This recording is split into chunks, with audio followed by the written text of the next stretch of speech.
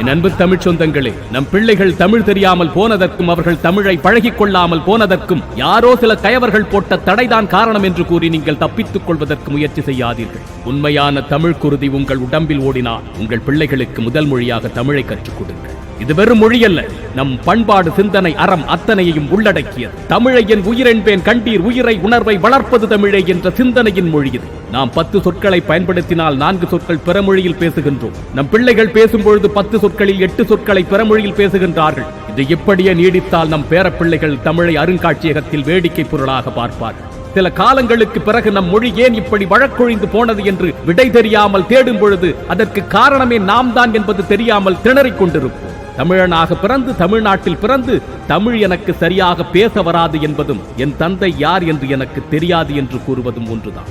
தமிழ் நம்முடைய அடையாளம். பணத்தை, பொருளை, புகழை இழந்துவிட்டால் கூட மீட்டெடுத்து விடலாம். ஆனால் அடையாளம் இழந்தவர்களாக நம் தலைமுறையை மாற்றிவிட்டால் அதிலிருந்து மீள முடியாது. நம் அடையாளம் காப்பது நம் ஒவ்வொருவரின் கையிலும் இருக்கின்றது.